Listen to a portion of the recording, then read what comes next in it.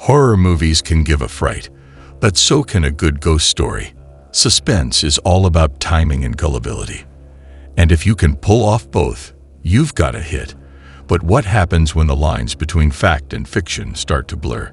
You often hear stories of people claiming that they've seen ghosts, aliens, and or other supernatural beings.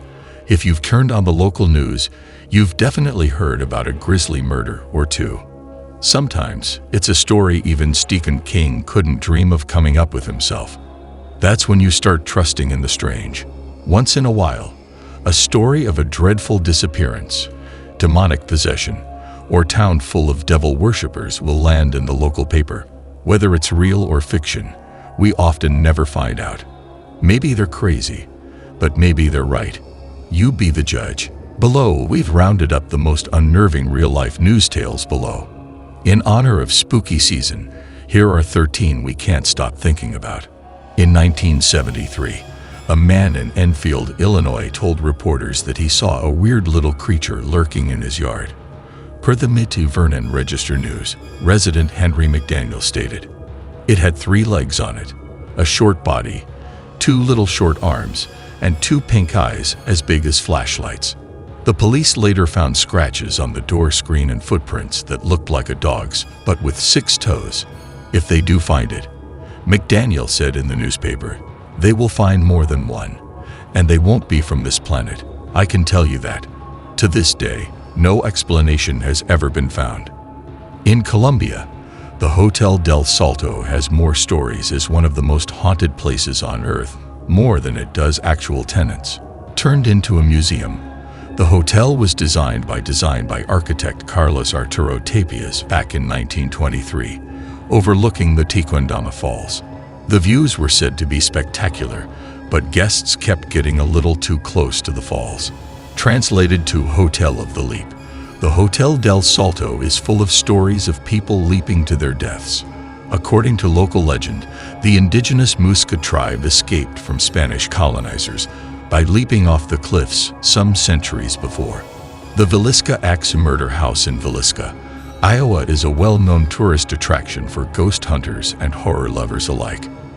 The site of a gruesome unsolved 1912 murder, in which 6 children and 2 adults had their skulls completely crushed by the axe of an unknown perpetrator, was purchased in 1994, restored to its 1912 condition, and converted into a tourist destination.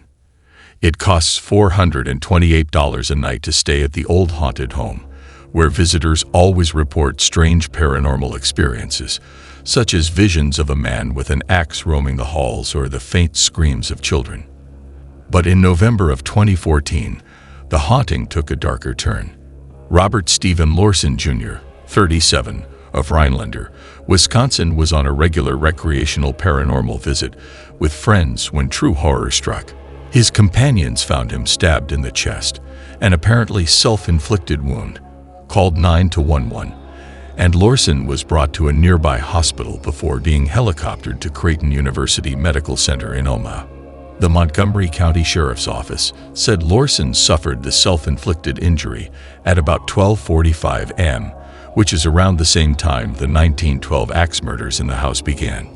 Lorson recovered from his injuries, but has never spoken publicly about what occurred that day. For Martha Lynn, the owner of the home, the incident was very upsetting. It's publicity, but it's not exactly the kind of publicity you desire to have. I don't want people thinking that when they come to the Villisca Axe Murder House something's going to happen that's going to make them do something like that. The house remains open for tourist visits and overnight stays today. When you think of haunted dolls, it's likely the creepy old Victorian-looking porcelain kind that springs to mind, none of which you probably have laying around. Still, don't get too comfortable around any kids' toys too soon, though. A Disney's Frozen Elsa doll that was gifted for Christmas 2013 in the Houston area made headlines earlier this year when it seemingly became haunted. In September of 2014, a Utah teen returned to his home to find his parents and 3 siblings dead. In a notebook, a to-do list had been scribbled on the pages. The list looked as if the parents were readying to go on vacation, Items such as feed the pets and find someone to watch after the house were written, the Salt Lake Tribune reported. It appeared to be murder-suicide, but there was no suicide note, no prior indication that they would do this, no explanation. Police could not figure out why 2 parents would kill themselves and 3 of their 4 children. For a year, no one knew exactly what happened to the family, or what would drive the parents to do something so unthinkable. In January, police released more chilling details in the case. According to accounts from family members and an investigation by police, the parents were driven by a belief that the apocalypse was coming and an obsession with a convicted killer. As the Washington Post reported, friends and family told police that the parents were worried about the evil in the world and wanted to escape the pending apocalypse, but most assumed they just wanted to move somewhere off the grid. Investigators also found letters written by Christy Strack to one of the state's most infamous convicted killers, Dan Lafferty, who was convicted in the 1984 fatal stabbing of his sister-in-law and her 1-year-old daughter. According to trial testimony, he killed the victims at the order of his brother, Ron Lafferty, who claimed to have had a revelation from God. The story became a book called Under the Banner of Heaven. Police said Christy Strack became friends with Dan Lafferty, and she and her husband even visited him in prison.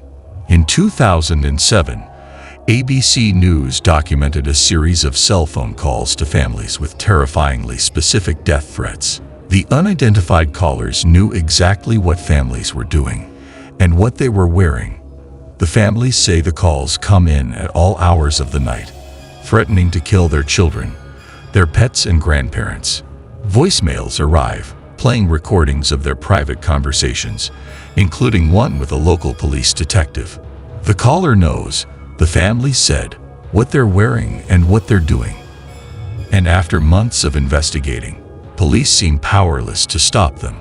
This went on with the Kuykendall family for months, who reported a caller with a scratchy voice threatening to slit their throats. When the Firkrest, Wash, police tried to find the culprit, the calls were traced back to the Kuykendall's own phones, even when they were turned off. It got worse. The Kuykendalls and 2 other Firkrest families told ABC News that they believe the callers are using their cell phones to spy on them. They say the hackers know their every move, where they are, what they're doing, and what they're wearing. The callers have recorded private conversations, the families and police said, including a meeting with a local detective.